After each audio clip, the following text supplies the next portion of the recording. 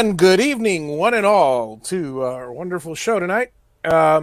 See, I've got some annoying little alerts on my screen. So tonight we're gonna have I guess, a special treat because most of you guys have, if you're subscribed to VCarve, if you have VCarve or any of their products, you probably got an email with the latest upgrade. 11 is out, and like 10, I got to tell you, for years I was working with VCarve 8.5, and I never bothered to upgrade because really there wasn't much in 9 to upgrade for me to upgrade for. But when they came out with the multiple different tools, so you can, because that's one thing that I've been clamoring that I wish they had for a long time.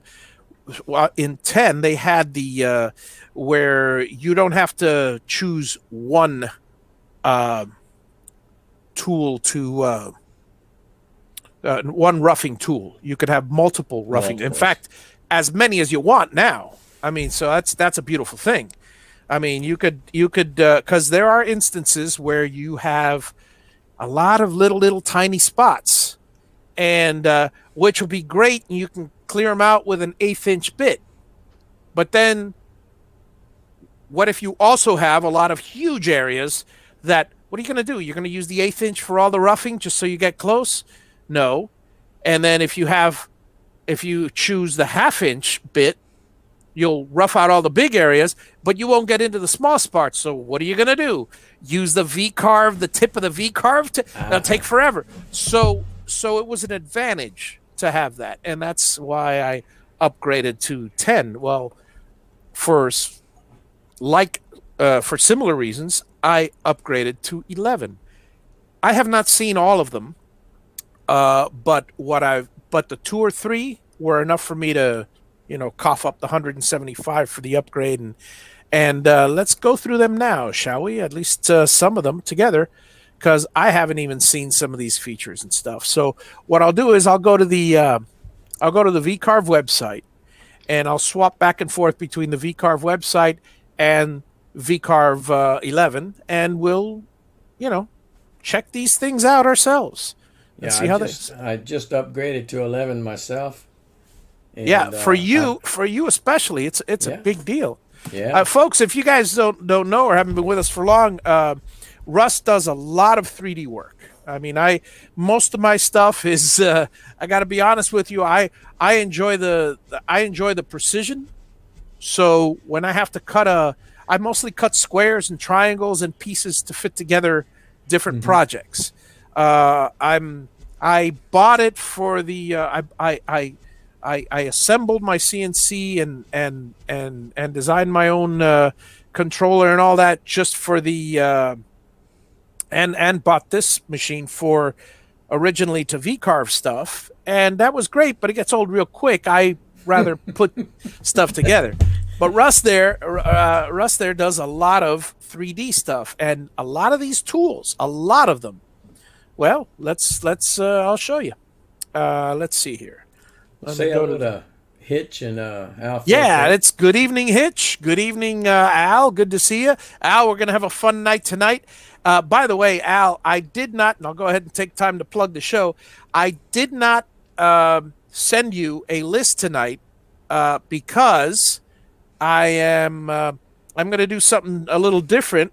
I'm going to actually go through the list one by one and see if you can. Most of them are fairly easy. See if you can pick the movie, because the show we're having tonight later at 10 o'clock is the retro show we have. It's 2 old guys in their 50s and 60s reminiscing about the 70s and 80s. And tonight we're going to do the Ready Player One movie. There are well over 300 Easter eggs and references, from movie references to weapon references to ship references. And I mean, throughout the entire movie, I mean, everything from Excalibur to Star Wars to, I mean, it's all over the place. To the different high school movies from John Shermer. I mean, Shermer High School. I mean, Breakfast Club. I can go on forever, and I will tonight. Anyway, So here we go. Let's share the screen and start taking a look at the wonderful world of VCarve 11. So the first update, multi-sheet support. I really like that. I like the idea of multi-sheet support because, for instance, let's see. Let me. Yeah, I don't want parallels now. Don't do this now. Okay, so you create a new file, and you have a new file, and whatever size it is, and say thank you, have a nice day, and then here you go to sheets, and you can just go ahead and add a new sheet, and so now you have basically you choose this one. Let me see. I'm assuming you choose this. Yeah, there we go. Yep.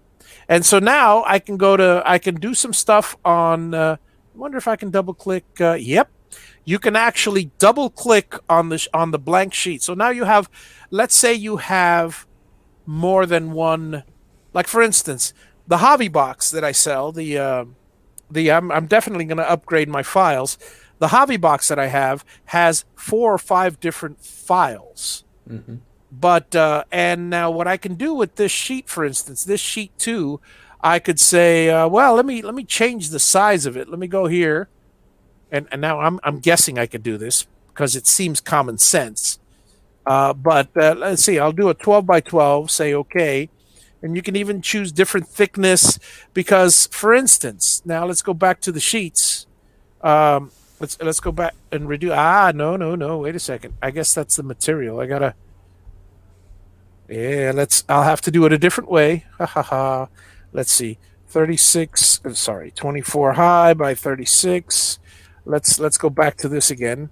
And now, well, we'll do it tall. Doesn't matter. We'll go to this sheet. Let's go to the sheets. See if we can adjust the sheet size. Edit. Edit sheet. 12 by 12. Okay. I wonder if that. Yeah. Yes, That does exactly what I wanted it to do. See, I mean, a lot of this stuff, folks, is common sense, but you never know. So now I have my little sheet that's 12 by 12, and I have another sheet here. Double click on it. That is 36 by 24. So, I can add a new sheet, and I could edit it to be 36 by 24 instead of 24 by 36. So now if you scroll through all of them, and it conveniently puts it in a nice little array for you. So I go to sheet 1, I'll double click on that, and I say I'd go to sheet 2, double click on this. It's convenient if, like for instance, my hobby box, I have certain projects that are in a long and thin sheet, certain parts. I've got another one that's in a small sheet like this, and I have 2 or 3 that's in a full-blown, in my case, it's 28 by 33 sheet. So regardless of whatever you have, this is a handy dandy feature. Let me go check it. Actually, let me. I'm going to go to my other computer here and put down my YouTube. You let me know if anybody's commenting from Facebook, because I don't have that open, but I do have the YouTube open. So I want to, and let me know if anybody has any questions. Yeah, roger that. That's why you pay me the big bucks, buddy. That's why I pay you the big bucks. All right, so here we go. Oh, wait a second here. Hang on a second. Before I forget, let me turn on the wonderful monetization. That would be nice. Yeah. I always forget to do that. Not that it matters. I'll get a whole 2 cents. Takes 6 months for me to make $100 with YouTube, guys. It's definitely not worth it. But hey, us $100 is $100. What is she laughing at?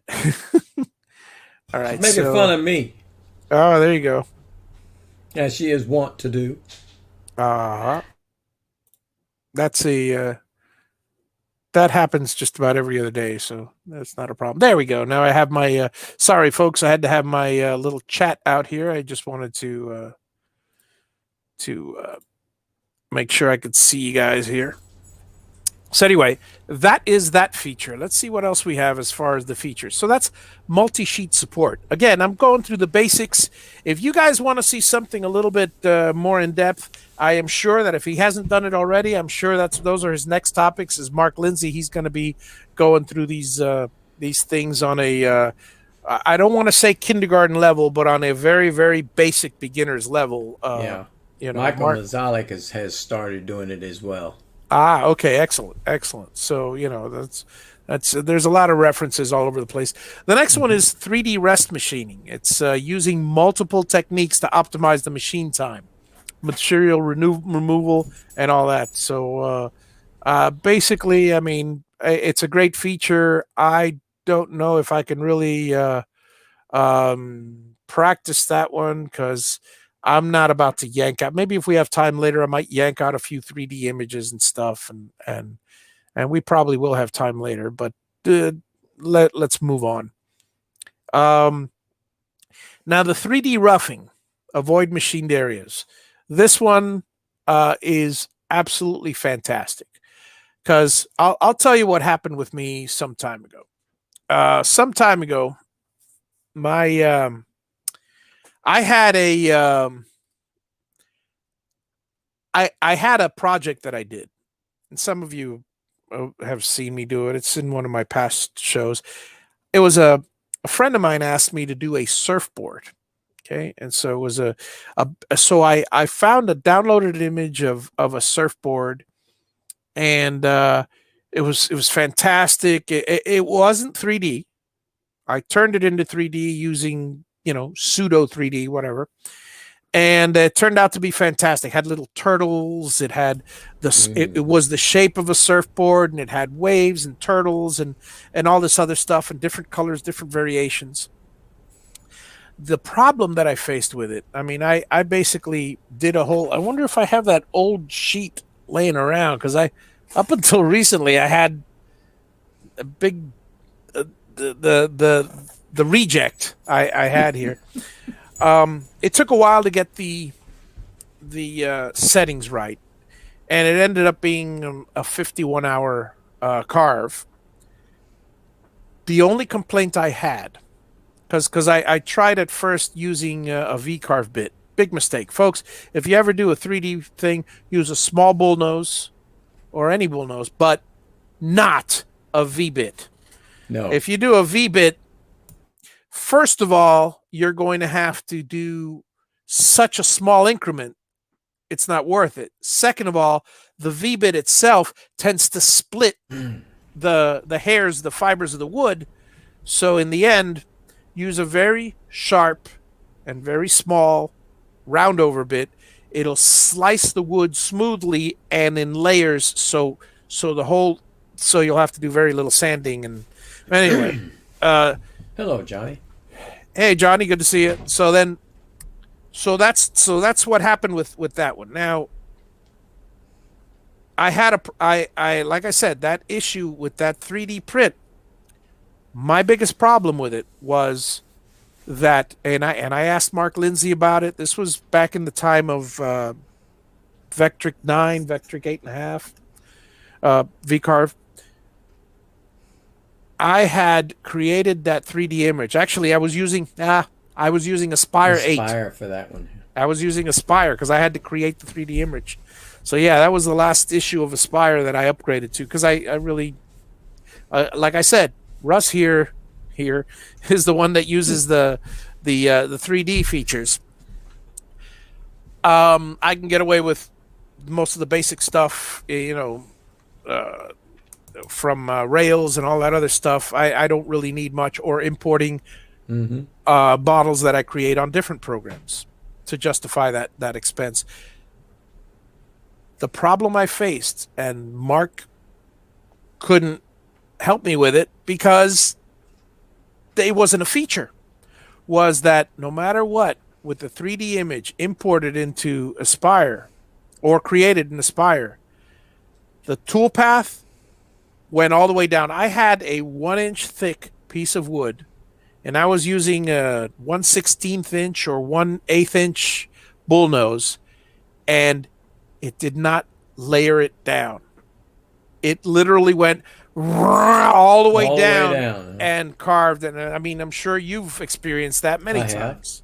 The So very first cut is the hardest the one. very first cut, it'll plunge that bit, and if you don't have a good strong bit, Hmm. So I mean, the only thing you could do to kind of mask that is what a lot of people do. At least what I did was I use a vigor.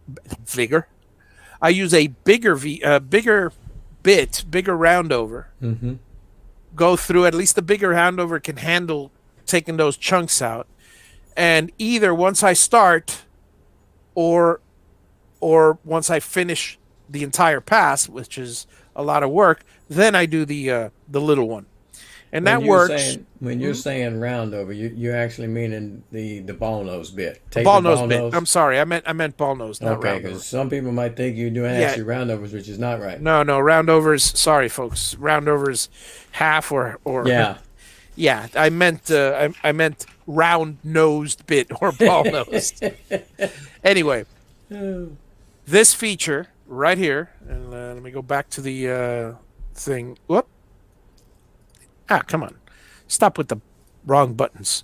At least I didn't knock myself off this time, huh? Yeah. Not All that right. fun. So this feature right here of the 3D roughing is absolutely fantastic. This one Yes, indeed. combined with the variable thickness slicing, relief slicing. But anyway, this one is great because you can actually choose your areas, and anything that's all fluff or that's not to be rounded, you could just completely remove that area, and and and uh, and the pass won't try to remachine the area, so it's a big time saver. So Yes, indeed. For 3D images, you need that time saving. you have to have it. You have to have it's. I mean, folks, if you guys are actually making these things to sell, because most of us, we do it for our enjoyment. Right. And woodworking, I mean, unless you're making cabinetry or beds or something big, you're not going to make a profit in this market, or unless you're doing a lot of quantity of something and selling it for a high price on Etsy or whatever. For the most part, unless you're doing bulk quantities of the same thing or high end stuff like furniture, one-offs of these things, Yeah. you're talking not worth it. Mostly because of the time. I mean, you're talking 3 days to finish one pattern that most you can charge $50 or $100 for. I don't care how fancy schmancy the pattern is. You're not going to get much more than a couple hundred, and for a 12 by 12 image, and you got to spend 3 days on it. If you can lower it down to 2 hours, that's a big plus. Then you can charge 150 or whatever. But anyway, so the slicing feature is another good one, because this one in particular would have really helped me with that one project that I did. So you wouldn't have to worry about breaking a bit. You just, you do it in layers. You do it in multiple layers. Resizing vectors individually, that is absolutely fantastic. Because I mean, there are times where you have multiple vectors, and you want only them. For instance, here, let me go ahead and show you this one. I can show you a thing with. Let me see if I can get rid of this sheet. Let's get rid of this sheet. Delete. Let's get rid of this sheet. Delete. Go back to sheet number 1. Okay. Let's edit that. Change it to 30. It's 24 by 24. All right. So let's say I create a snowflake, or I don't know. Yeah. Let's do a quick snowflake because we got time tonight. So let's go to the so you guys will at least get a snowflake out of this thing. Go to the drawing tab, and we'll do a little square here. We'll just whatever, a goofy square, and we'll do another goofy square here. Okay, this is going to become a snowflake. Hey, Does it look like one, folks? does it look like a snowflake? Nope. You It gotta will. look past what it looks like now. You got to look past what it looks like. Exactly. So let's say this piece here, what I'm going to do is I'm going to rotate it. And I'm going to rotate it, I think 40 degrees will do. And so, yeah, 40 degrees is good. Let's make it a little thinner, not too thin. And let's drag it down a little right here. Whatever. There you go. And then what we'll do is we shall close this. We shall do a little mirror image, create a mirrored copy, flip about job center, and we're going to flip it horizontally. Boom. There's our other one. Well, I guess this wasn't in the job center. So let's make sure we do that. This center here. Sorry, this one. Yeah. There we go. All right, so let's do this one in. Let's do this one in. Now it's nice and neat. Okay, so we have that little wonderful piece. Let's go ahead and unite it all, weld it, boom. And now we'll do the old rotate, and we'll rotate it along. It'll be a total of rotation center will be 1212, and we'll rotate 6 copies total, 360 degrees total angle. That should work. Does that look a little bit more like a snowflake? A little bit more than it did before. A little bit more than it did before. Not much, but hey, whatever. All right, so we got a snowflake there. Now let's do a little bit more. Let's do circles. We'll do a circle here. We'll do a circle here. A little tiny circle. And we'll do a little circle here. A little bit. We'll do a little tiny circle again. All right, so now here's what I'm going to do. Close. I am going to select all these pieces. I'm going to merge them together. And there's our, hopefully, snowflake. And then these pieces, I'm going to do the same thing I did last time. We're going to do the old 6, that, copy, boop. Oh, no, undo that. We didn't copy around 1212, so let's do 1212. 6 copies, copy. There we go. So now you see we have our little dots there. But wait, I have a problem with these dots. These dots are way too small. So I'm going to select all these dots, and I've never tried this before, so I have no idea if it'll even work. But it will when you do the new thing. But let's do the new thing, which is resize. Select object's size. Let's see here. Maybe that's not it. Okay. Oops. Let's go back to this thing here.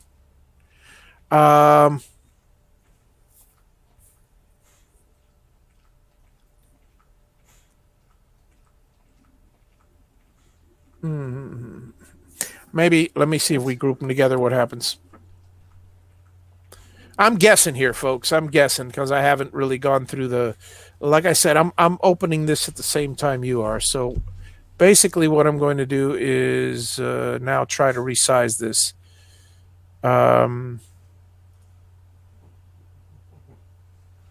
Job align box scale. Scale items individually. Yep. All right, here we go. We're going to scale them. Job align box, that's fine.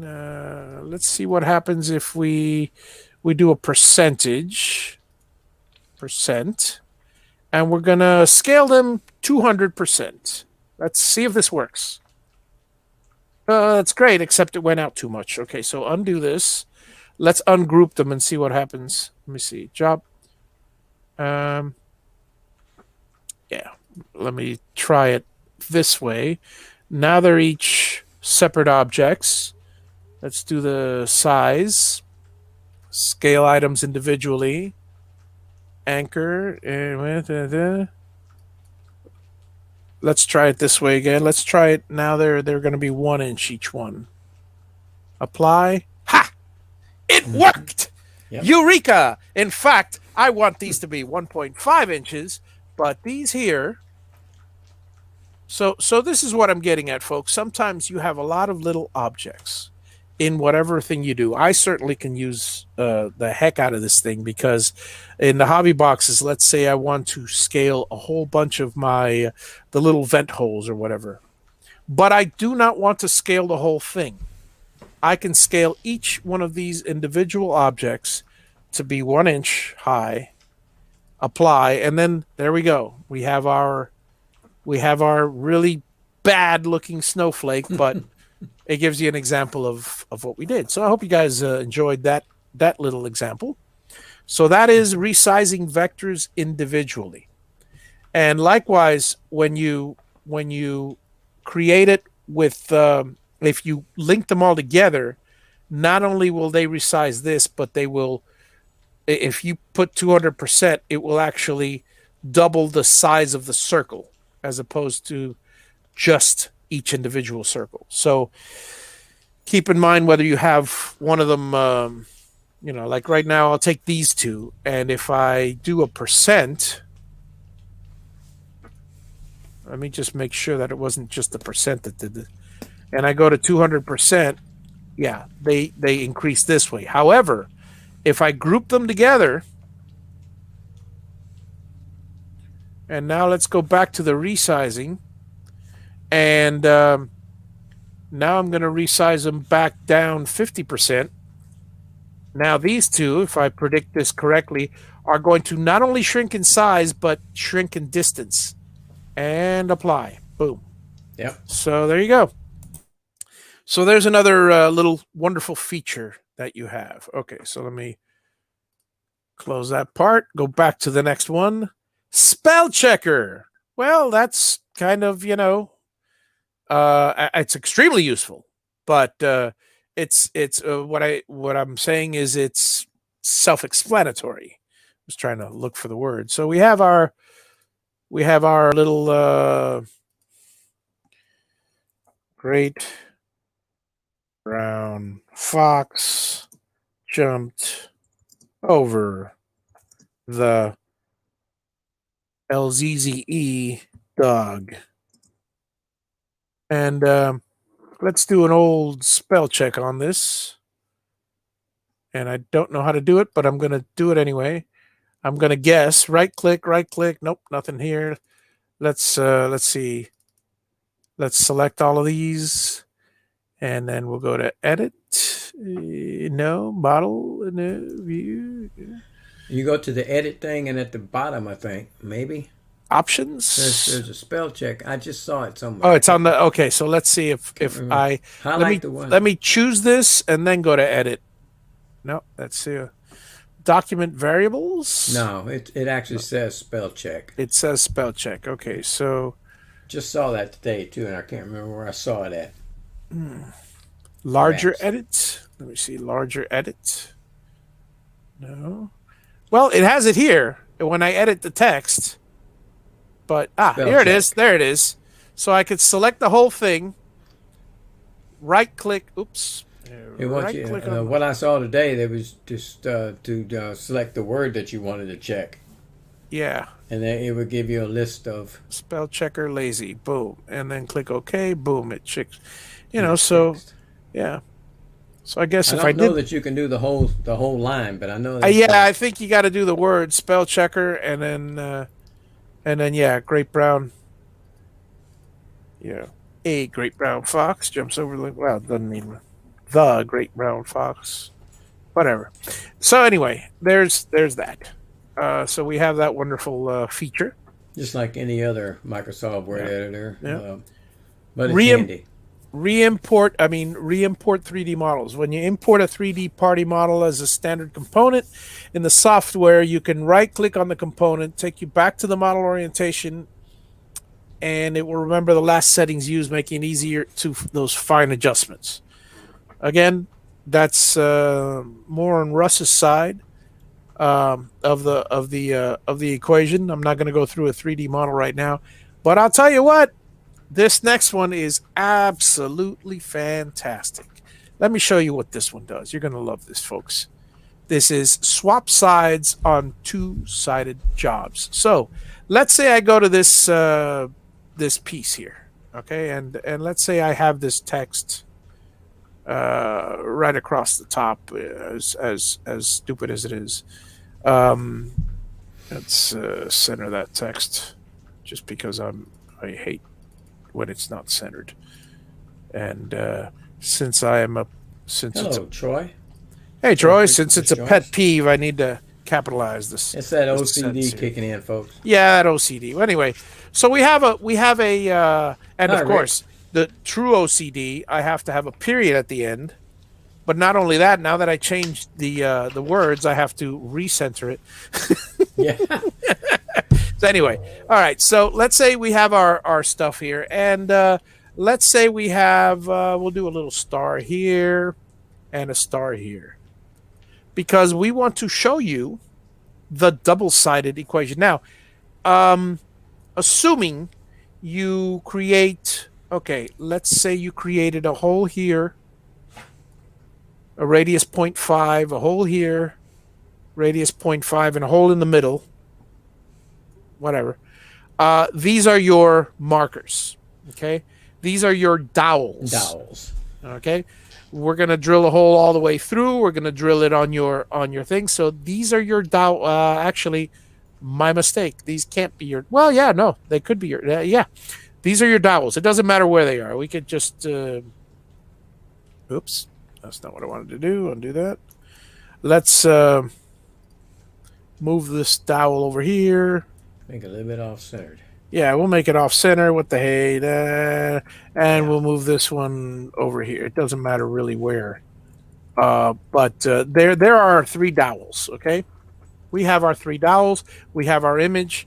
Now, wouldn't it be great if when I work on the back side of this image, I could see this entire image from reverse? Why, yes, it would. Yes, it would. Well, we have that. First of all, let me choose this and change this job setup to double-sided image, because, you know, you could choose it from the beginning, but I might as well put double-sided image. Now that we have a double-sided image, Al Forte said it would be great, by the way. yes, it would be fantastic. So now that we have a double-sided image, I am going to say edit, and let me see, where was it now? I know I saw it somewhere. It's in sheet. No, it's in, I'm trying to remember where I saw it, because I did see this the other, swap sides. Okay, here we go, folks. Click on swap sides. Oh, look what just happened. I have a whole blank sheet, but it's the second side, and it shows this thing in reverse. So now I'm going to do the following, which is I'm going to create my circle here. I'm going to create my circle here. And I'm going to create my circle here. Now I have my three circles matching on both sides. Not that it matters, because if you did this the right way, you would have had a circle going all the way through the piece in which you can insert the dowel. But regardless, now you whichever way you cut it, let's say you only wanted to do the circle halfway through, whatever. And you so anyway, so like I said, this is the backside of the snowflake. So for those of you who are fans of the Jungle Cruise at Disney World, I now give you the backside of water. There you go. Sorry, I've gone through that ride far too many times in my youth and in my adulthood. So anyways, that's that feature. It's a fantastic feature. And yeah, as Bill said earlier, for the misspellings, they're underlined like they would be in a regular spell check, and then you just right click on the word, choose it, double click, right click on the word, and choose spell check. Online post processor and machine management. So basically, that allows you to set up your own machine. It allows you to set up your own machine, and it's really nice because you can actually, like, for instance, here you have, remember when I chose double-sided? Well, you also have rotary. You can actually choose rotary, And you can add on different post processors when it comes time for the there you go. That also allows you to cut through the whole long list of post processors and have yours. Yes. And you don't have to go through that whole list Yep. to find it. And when I just loaded this, hopefully, well, here, let me go back to the. Let me swap. Let me see if I can swap this way. Move on to the other side. I wonder if. No, that. Oh no, I didn't mean to do that. Move on to the other side again. Oh well. Anyway, yeah, I graded out because I moved it to the other side. So, well, let me just do what I was going to do, which is edit, swap sides. That would have been this one here. Now there's two of them, so I'm just gonna. Hello. Oh, cancel this. Maybe that might have been what. Yeah, that's it. Okay, and move on to the other side. Boom. Okay, so one is on the other side, one is on this side. Okay, so here we go. This, what I wanted to do is, let's say I grab, I don't know, it doesn't matter, anything, and I'll,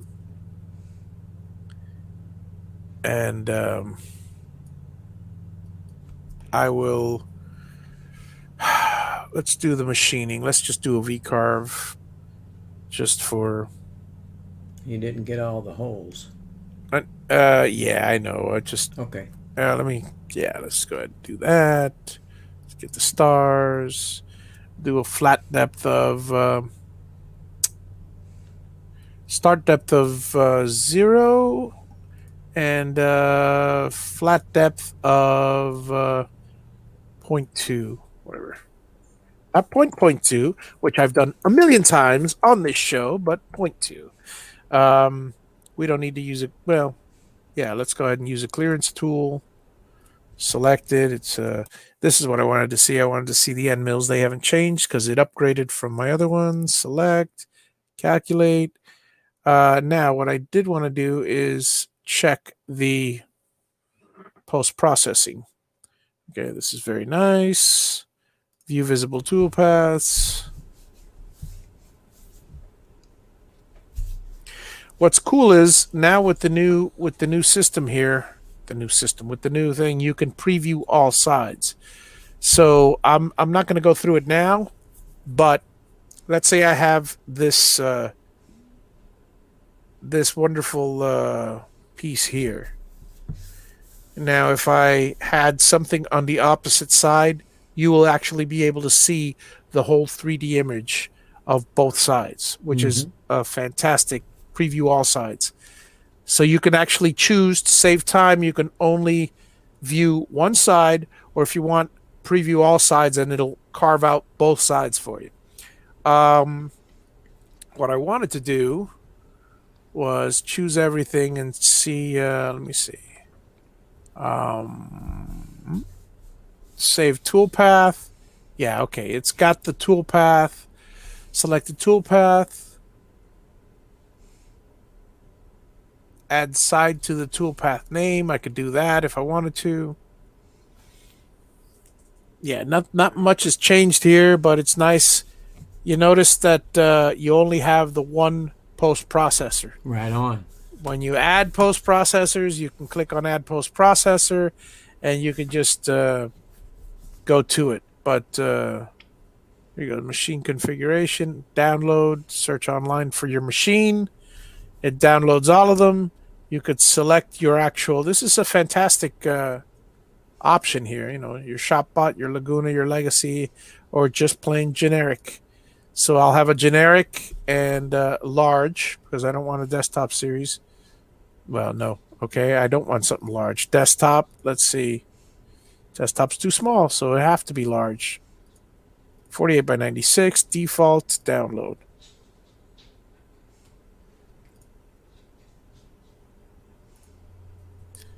So there it is, G-code inch and G-code arcs. This is what we wanted. Hang on. Oops, that's not what I come out. But stop with that. Okay, so this one plus. Ooh, look at all the post processors. Anyway, so there you go. So okay, whatever we have our different Yeah, now it shows a different one. Okay, wait a second. There we go. There we go. Hey, they got rid of my other one. So let's try this again, shall we? Add. I need my Cam Master. Yeah, so mine is a Cam Master tool change inch. Select. Apply. Okay, there we go. Now I could select a post processor and it'll be that one. So, and it will remember it. And it will remember it, which is a beautiful thing.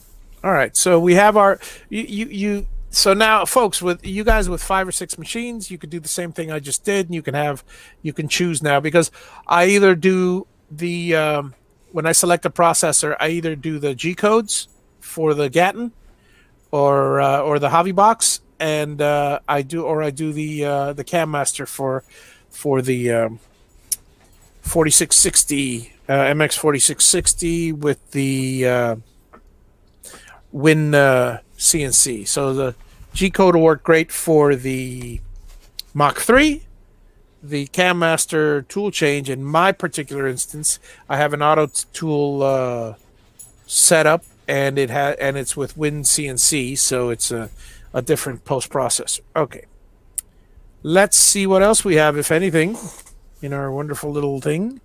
Nesting components and vectors simultaneously. Oh, how nice for them to add that.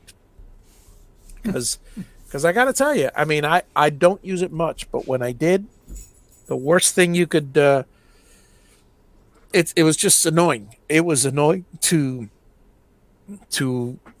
all get out, or as whatever saying you want to use, because I wasn't able to, whenever you download something on VCarve, download a 3D job, and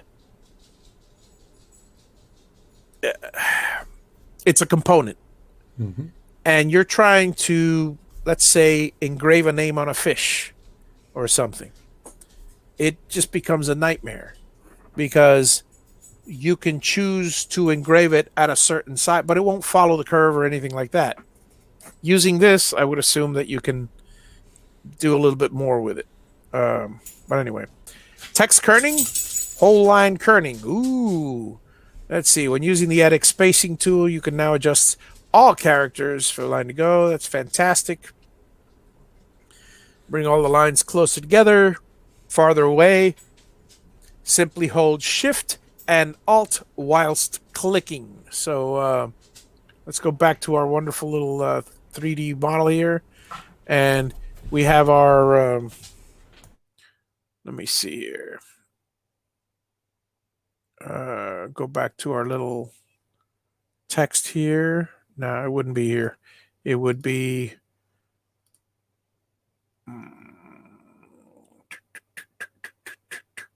Be in node edit mode, I would assume. No, not node.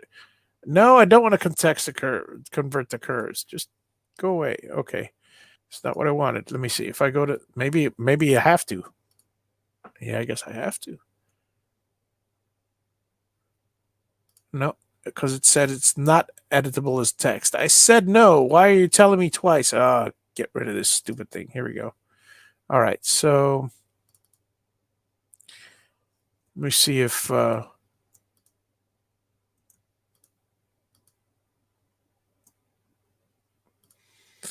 have any of you guys used this feature before? Because again, this is first for me. Oh, here we go. Let's see. It'd be nice. Edit, text spacing, and curves. All right, so let's go back to it. It'd be nice if I actually read the things there. Okay, so I want to. There's plus or minus to go. So right now I could just do 1. Oops. And if I hold the I did it again. I hate that button.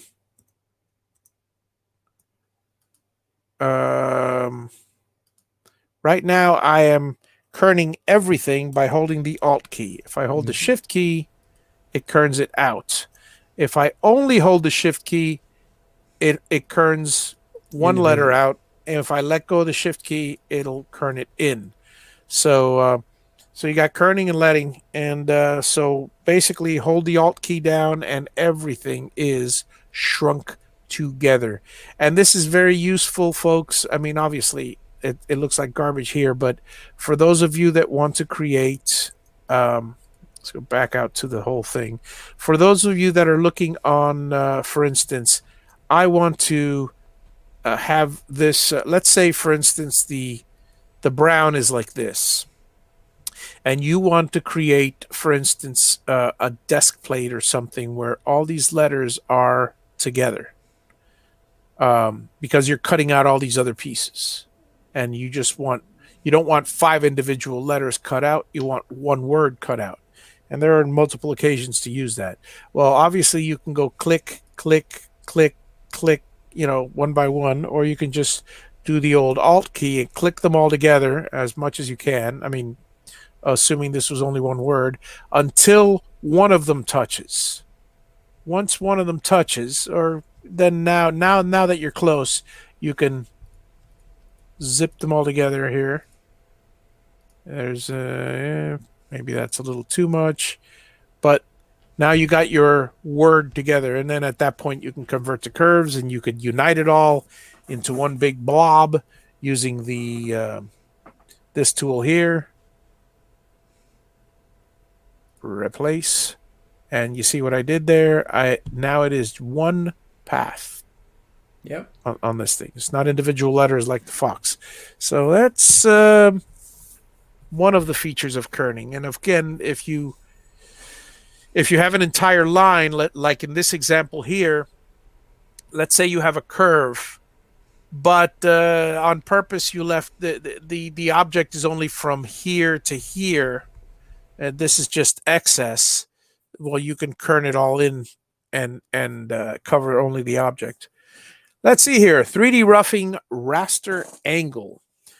When using the 3D roughing toolpath, there's now the option to specify a raster angle that no longer restricts you to the X or Y axes. That is absolutely fantastic, because what happens is sometimes you have, let me see, let me just make sure this is what I think it is. Let me zoom in. Okay. Yeah. You could actually, normally you can choose it to the toolpath, so it'll go this way along the X-axis, or up and down along the Y-axis. Now there is a way, but wait a second, but this was, oh, I get it. Okay, I get it. Because originally, folks, I know with Aspire, you can choose the angle. You can choose a 45-degree angle, and it'll go 45 this way, and then it'll go 45 this way, or whatever. But this is the 3D roughing toolpath. So this actually applies to the roughing toolpath, because this I'm pretty sure, or it applies to VCarve, because the last time I did something like this using an angle was with Aspire, and so was with a final pass of Aspire. So this is a roughing pass with VCarve Pro. So it might be that that they just did that. Pocket rest machining time. When pocket regions using multiple tools, the software is now more likely to skip these areas that have been machined with the larger tools. This helps to ensure that we don't cut more than we need to. So basically, you're now going to, when you cut from the larger tools, it's not going to cut the thing over again with the new tool.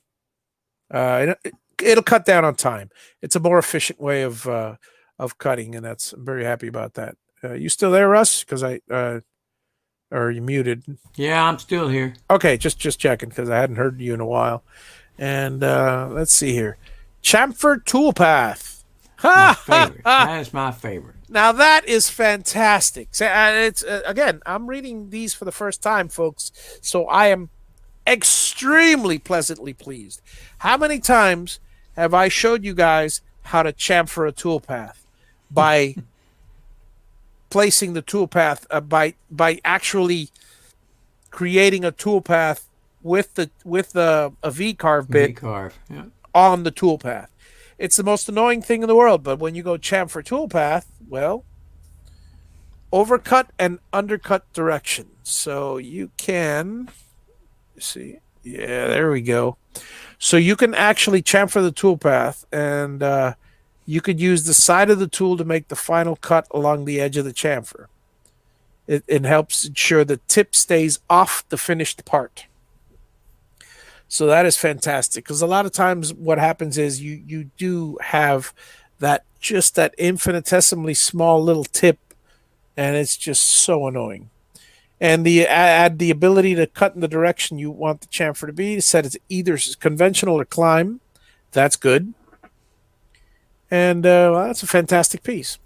Molding toolpath selector and templates. That is absolutely fantastic. This alone, how many times, folks, have I showed you, for those of you that are avid watchers, I've showed you how to create, well, I haven't done it that often, but I've showed you how to create rails using the rails. And for instance, this right here, let me go ahead and, how wonderful would that feature have been for this project? Hang on. Stop screen sharing. For this project right here. So my little to-it right here, I've got, in essence, a molding. Right. What I had to do was I had to create the curve. Let's see if you can see the edge. I had to create a semicircular curve, and there's a lip on it over here and a lip on it over here. So I actually created a little round over with an edge on either side, and I used it for a rail along both. So along in between two circles, the inner circle and the outer. That is annoying. That is annoying. What happens when you have something like this?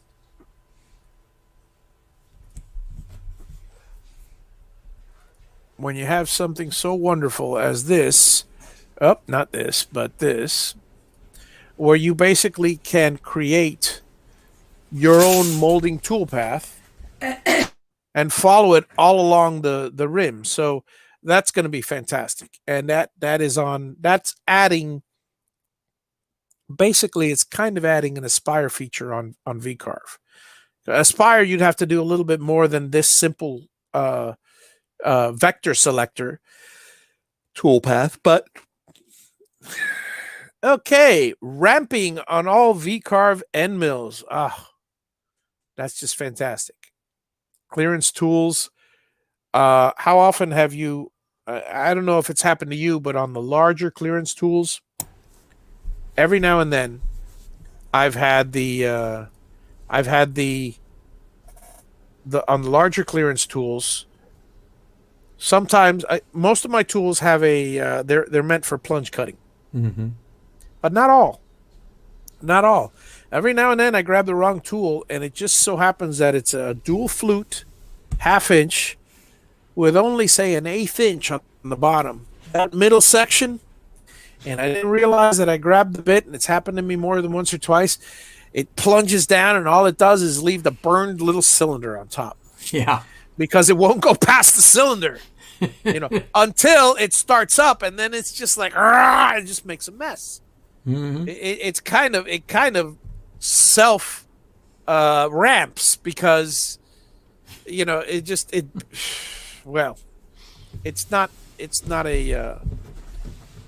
not a good scenario. But now with this, you do use, like it says, help remove the chance of the tools breaking, which luckily hasn't happened to me because I use good tools, but wear and tear on the tool is definitely. I've been really close to breaking a couple for that same reason. Yeah. Didn't break them, but it was close. Yeah. And I got to tell you, folks, 2 fluted end mills they're not much cheaper, and it's worth getting a plunge cut, but they're cheaper than plunge cut. So why spend the extra money if you're, you know, Mm-hmm. if you're going through a lot of bits and you want to buy a bunch in bulk, don't, save some money. So, undo polyline and draw a curve. I was not aware that you couldn't, but then again, I haven't had. Oh yeah, now I see what they're doing. Okay, so when you're doing a polygon, as I often do in, well, you've seen me Oh yeah. countless videos, because that's my method of choice to follow along with something and then create a curve out of it. Now this thing allows you. Now when you click the undo, so now I am aware that it wasn't available actually. When you click on the undo, it's not going to undo the entire curve. You can undo section by section. So that's a beautiful plus, because you're clicking, you made a mistake, or how many times has this happened to you? You're clicking, and then all of a sudden you go to clicking, guess what? The snap to just shoots your line into the wrong area. Most of the time you're going to have to end up erasing the whole thing and choosing the guidelines to not snap to, but hopefully you can use this to help you. Anyway, delete empty layers. It's now possible to delete multiple layers from the right-click menu with the Layers menu. When you have the option to delete this layer, visible layers, and empty layers. That's gonna be nice. Yeah, because a lot of times, folks, well, maybe not often, but for those of you who use layers, and I highly recommend everybody, if you have anything more than a simple VCarve, to use layers. I use them all the time. You've seen me do them. A lot of times you're using them and you're moving stuff from one layer to another, and you're constantly working with layers. Oftentimes I will use like a desktop. I'll call it a desktop layer. I'll use a layer which will not have a name to it. It'll just be called layer whatever. And I'll create stuff on it, and then I'll move those to the layer that I want it to. Mm-hmm. And sometimes I'll create a new layer, and I'll say add to new layer, and I'll start moving stuff. Well, you're moving stuff back and forth so often, at least I am. I'll have 5 or 6 empty layers. Right. When you're sure you have all the different layers and everything you want on each one, why not get rid of those stupid empty layers with one click? It's very useful. So that's a handy dandy feature. I will say that. There's a whole bunch of new updates that they came out with and stuff, but I see Al. Okay, I'll see you later, Al. I'll see you. He's been gone a long time. Yeah, he's been sneaking out of Russ's show. For you scroll sawers out there, Russ Clarity has a show opposite mine, and that's pretty much it as far as I can tell, and we're right on the hour mark. So, you made folks, it perfectly. I hope you guys have enjoyed my little tour, and I saw these features along right with you, because I have literally purchased this at 7:30 and installed it at 7:40. So just before 8 o'clock, I just looked at the website real quick and saw a couple of the features. I decided I liked it right away, and I went ahead and got it. It was very worthwhile having that. So, and like I said, since I have the Javi CNC controller that's often used on the Gatton and 2 or 3 other models, I am definitely looking forward to tweaking some of the settings and using a lot of the new features, because that should make things a bit easier for me. Right. So, folks, have a wonderful evening. I'd like to, of course, thank Russ here for joining me as every week, and I'll see you guys later tonight on the retro show.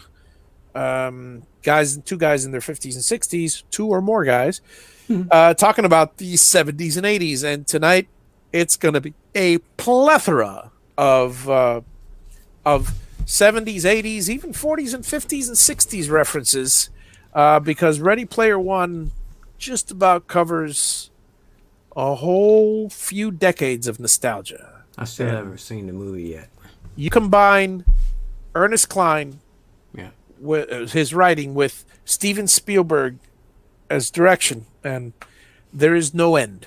There's no end. So, folks, have a wonderful week. I'll see you all same time. Well, actually, I'll see you all in 2 weeks because next week I will not be here next week. All right.